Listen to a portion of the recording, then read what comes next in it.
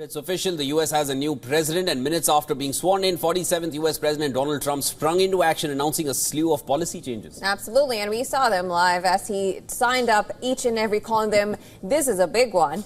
Well, his first act as president was to sign an avalanche of executive orders and proclamations. Trump began signing executive orders on stage at Capitol Arena as thousands of supporters cheered on. He then headed to the White House and signed multiple orders at the Oval Office. Now, at the Capitol One Arena, Trump signed an order to withdraw the United States from the Paris Climate Agreement for a second time in a decade. He also signed a formal letter to the United Nations notifying the global body of the country's intent to leave the landmark 2015 accord. Trump also signed an executive order on Monday requiring federal workers return to the office full-time. Trump also signed pardons for participants in the January 6, 2021 riot at the U.S. Capitol. More than 1,500 people were charged in connection with the assault on Congress by Trump supporters who were seeking to disrupt certification of Democrat Joe Biden's election victory.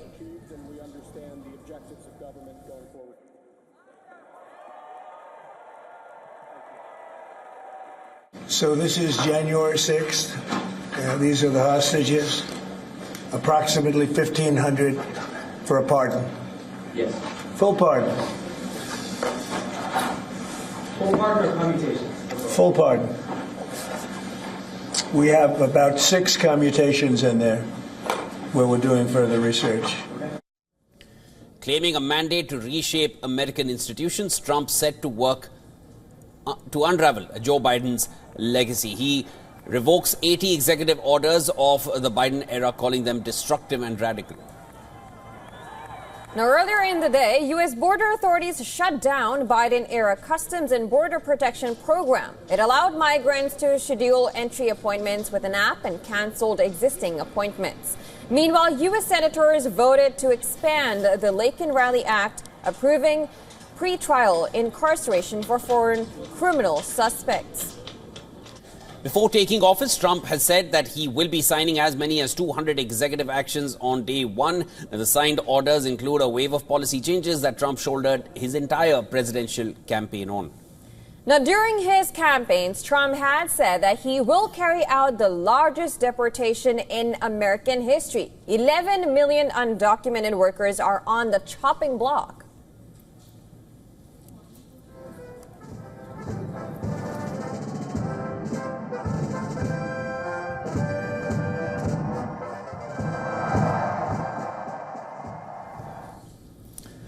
And for more on this, we are now joined by Bishop Garrison, former senior advisor to the Secretary of Defense, United States. Mr. Garrison, thank you so much for joining us. Always a pleasure speaking with you. There is too much to unpack from the Gulf of Mexico, Gulf of America perhaps, tariffs, TikTok, Russia-Ukraine war. Give us your key highlights. There's too much to discuss. I'll start from there, wherever you feel was the biggest point from the recent interaction that Trump had with the media from the Oval Office. Well, yeah, thank you for having me. There has been just a bevy of actions taking place today, as you mentioned. Particularly, he's already reached out or begun reaching out to some foreign dignitaries. On your program earlier, you mentioned the president of Mexico, as well as there's been conversations with the Prime Minister of Canada. So we've already seen some of these conversations taking place based off of some of the statements he's made in the past, in the recent past, regarding tariffs and potential action. So you have that part. You have some concerns about what we may do with NATO. He's said previously that he wasn't sure if he fully supported Article 5 of NATO, so there may be some activity there. I believe it was announced just recently that plans for the United States to remove itself from the WHO. So on top of what you've already mentioned with the Paris Accords, the climate agreements, we've already had a lot of international policy, foreign policy coming out from the Trump administration here in the first few hours.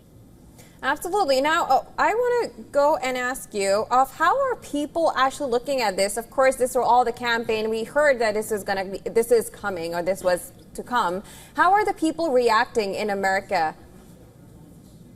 Well, right now he's doing exactly what he said he was going to do on many of the counts. So I don't think there's been too much surprise so far. But again, we're in the first half day so far here in the United States in the evening. So Yes. I think there's a lot more to come. Just within the past hour, he signed and announced the pardons for 1,500 individuals that were a part of January 6th. So there's going to be a lot more reaction in the next or the coming hours, I should say, in the morning time here. But I don't think anyone at this point should be that shocked by a lot of what we've seen. That's exactly what he has said for months he was going to do.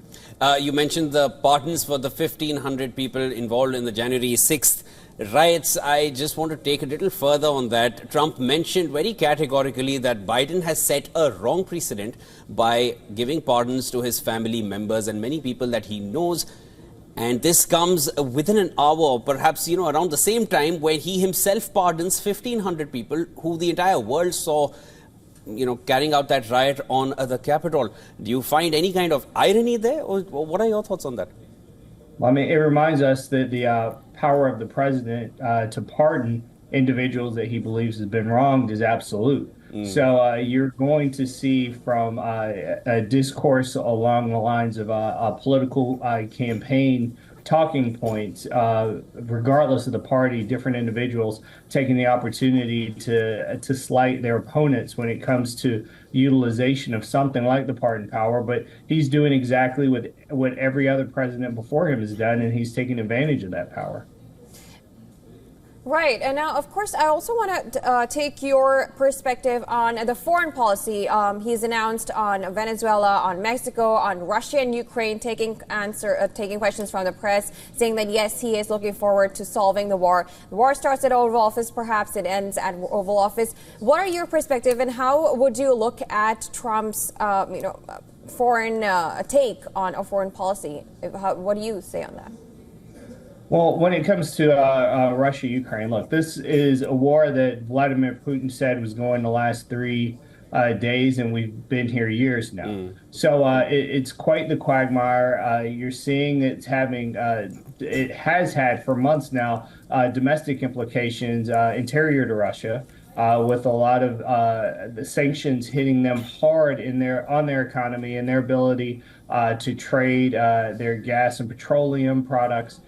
So I'm not so sure that we're going to see this go away or be resolved overnight or very quickly. I think that the Ukrainian people have continued to demonstrate their resolve, and they see themselves as this is an existential fight, and they're going to continue to engage in it. So I do think there's always going to be an opportunity for a country like the United States to step in and attempt to be an honest broker and help bring about peace.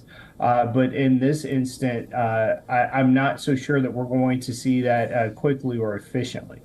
Mr. Garrison, as far as the Department of Government Efficiency was concerned, we knew it was Elon Musk and Vivek Ramaswamy. Vivek Ramaswamy, who is a politician, and Elon Musk we know as the tech mogul. And that seemed like a partnership which would carry this forward with one seasoned, or I would say like a full-time politician there as well, and a leader who would understand the government workings.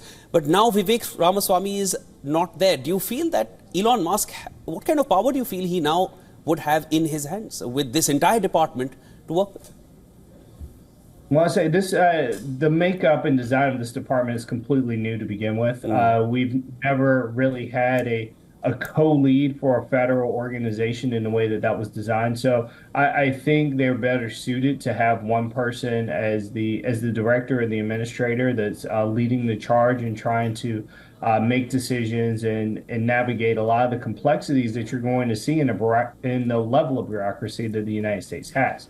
Vivek announced that he was going to run for governor in Ohio. I think given his background and given some of the political dynamics there, it's probably a strong opportunity for him to have success. And now look, having served in multiple administrations and on campaigns, I've seen, and in the Army myself, I've seen the level of bureaucracy that can exist and does exist in the United States government. So if there is an opportunity for someone like Elon Musk to help identify some levels of efficiencies and help us address them, then we should all look at him to take that opportunity to do so. I will say that having, again, navigated these types of bureaucracies, I think it's a lot easier said than done. And it's going to take some time and some collaborative efforts across not only the political spectrums, but of course the very dedicated civil servants that work in those organizations to help identify what the nature of the possible is and can be, and actually engage on it. Right, and also I would like you to speak about as I would call it, Trump's favorite word, as he calls it, the beautiful word in his dictionary, tariffs. Like, he did announce that, he's probably going to have 25% tariffs on Canada and Mexico. What are your perspective on that? And he did mention it's tariffs. He wouldn't want to call them sanctions. Absolutely, tariffs is his favorite word. Are tariffs the new sanctions now? That I can't speak to, and then orange is the new black type of situation. What I can say is, look, he's looking for opportunities to bring other leaders to the table and have these types of conversations, have these discussions around what could potentially be in the best interest of the United States.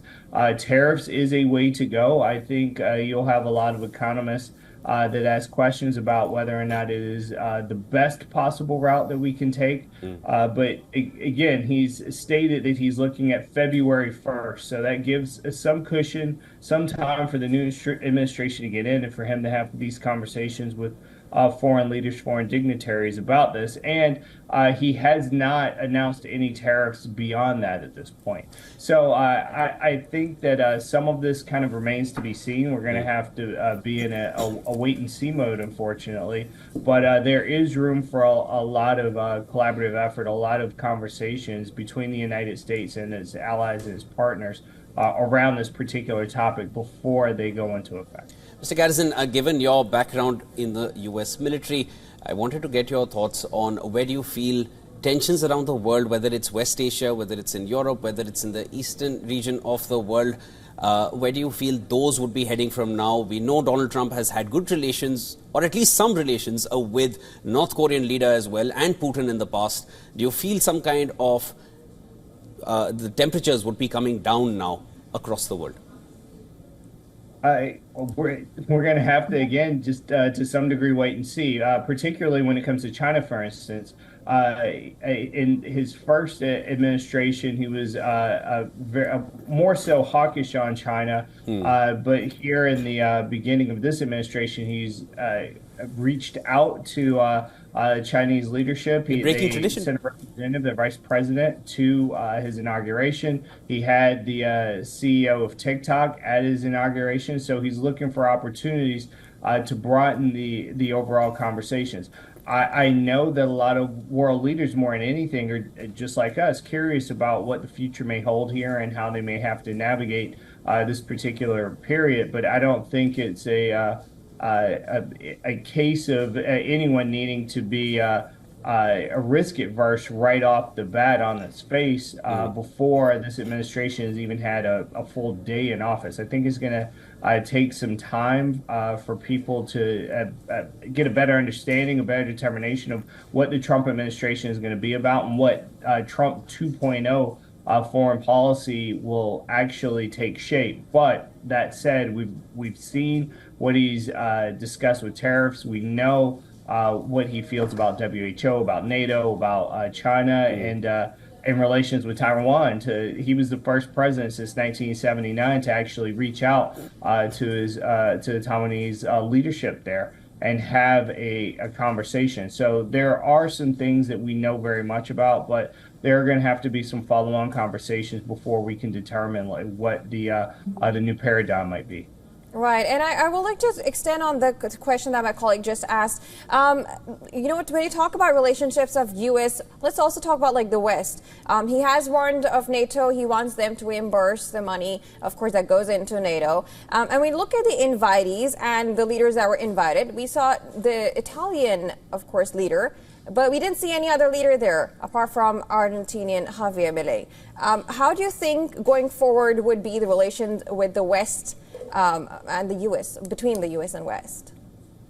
Well, I will say that every president, to include Trump 1.0, before this administration has mentioned that the countries needed to get their spending up to the agreed upon 2% in support of military mission as a part of NATO. So he wasn't the first president to necessarily push for that. And I think many presidents across the aisle would agree, and many staffers in national security and foreign policy would agree with that as well.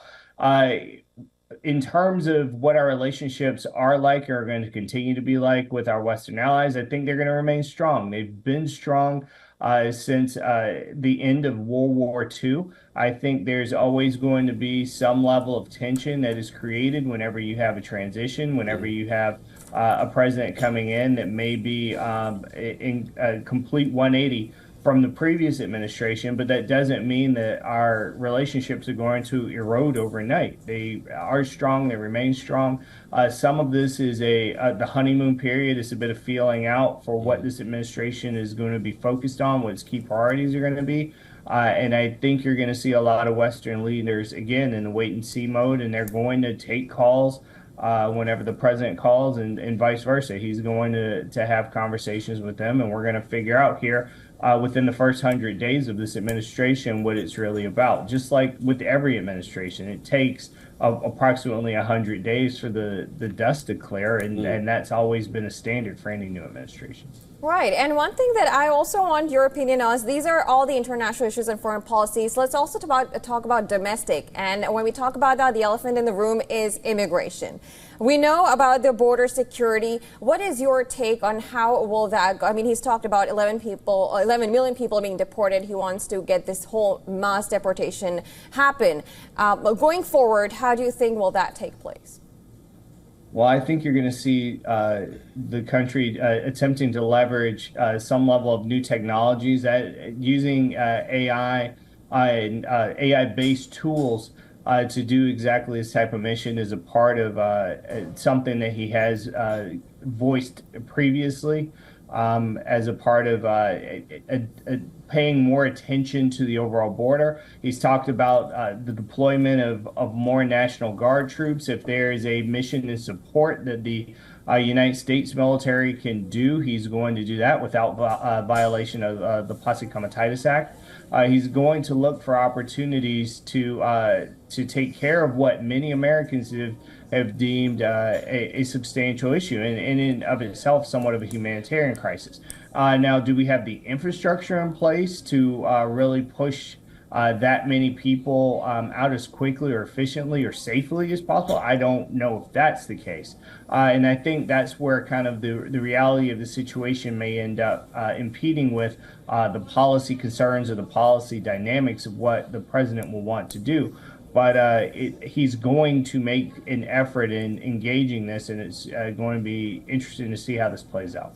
Well, Trump has done exactly what he had spoken of all through his presidential campaign, but I think the last 2 hours, it seems like an overdose of developments, as far as you're really trying to get your head around what all, is going to happen next, because he's really announced a lot. And of course, all those executive orders have been signed in public view. Thank you so much for joining us. That was Bishop Garrison, former senior advisor to the Secretary of Defense in the United States. Pleasure speaking with you, sir. Thank you for having me.